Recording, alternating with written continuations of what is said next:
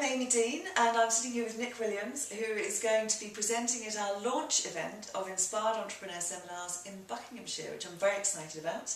That's on the 30th of March. And Nick, perhaps you could just tell us a little bit more about yourself. Thank you. Well, firstly, thanks for setting up the event. I really appreciate you doing that. My background is I used to sell computers to Japanese banks in the City of London, and it didn't inspire me. Paid okay. And I had a number of corporate jobs, and eventually I just got to a point where I thought, my heart's not in this. It became really, sounds, difficult to say in a way, but it became really painful to do work that I just didn't enjoy, that my heart and soul weren't engaged with. I'm sure a lot of people can relate to that. And I decided that I just had to do something about it, partly out of pain, partly out of inspiration. I just decided about 20 years ago, I thought, I have got to follow my heart. I've got to do something that I love and that I find meaningful. So I started my own business about 20 years ago, and just with a germ of an idea and a lot of fear and a lot of anxiety and not knowing whether it was going to really work out. But here I am 20 years later, it's kind of going okay. I'm going to talk about how you create a business around work that you love, basically. Okay. And this relates to your new book, I understand? Yes, which I just happen to have a copy of here. Yeah, this is my 6th book. It's called The Business You Were Born to Create. And so everybody who comes will get a free copy of this.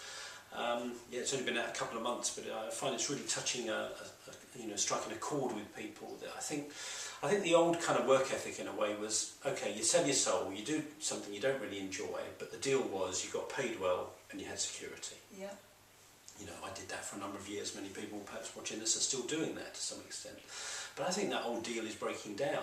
Number one, I don't think even a job that's well paid that you don't enjoy is secure anymore. So many jobs are disappearing, there's so much kind of outsourcing and downsizing going on. And I think the new security is actually to kind of go deeper in ourselves and go, what do I love to do? What am I actually brilliant at doing if I was given the chance to do it?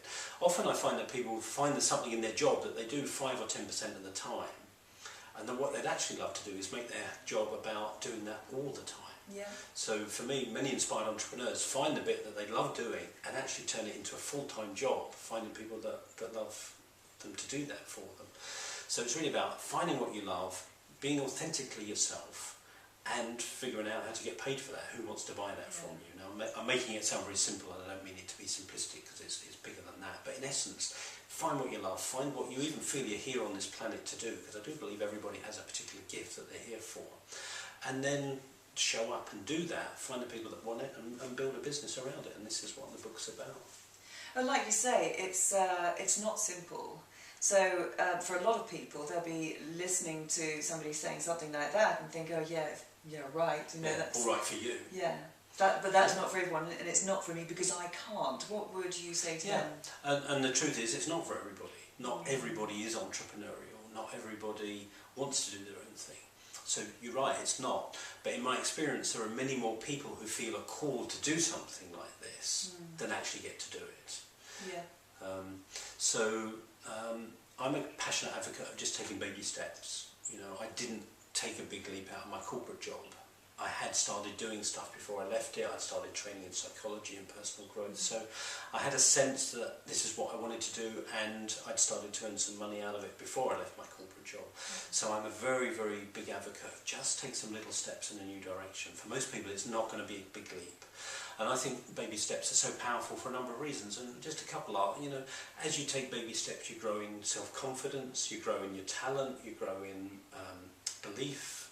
So, you become more of a person by taking lots of little steps. But in my experience also, when people start taking little steps, they find doors begin to open that didn't open before they took the steps. So it's like they try to figure out, well, who'd ever pay me to do this? But they've never done it. So they start doing it in a small way, and then they start getting feedback from people saying, that's really good, I've got a friend that would really love you to do it for them. And then they find by taking little steps that vistas begin to open up and doors begin to open up. But you only ever get to take, those doors only begin to open because you took the little steps. So I'm a passionate advocate of just getting your own flow, even if it's evenings and weekends. Don't give up your day job to start with. Just do stuff evenings and weekends to get you going, get you confident, get you in the flow, get you building some extra income, and then maybe in time you can transition to it full time. Yeah. I entirely agree with you, and in my role as a coach I often come across people who have got to a certain stage in their life where they really want to be doing something that feeds their soul, and at the bottom line is it makes them happy. And it's having the courage and finding out how to go about doing that we're talking about.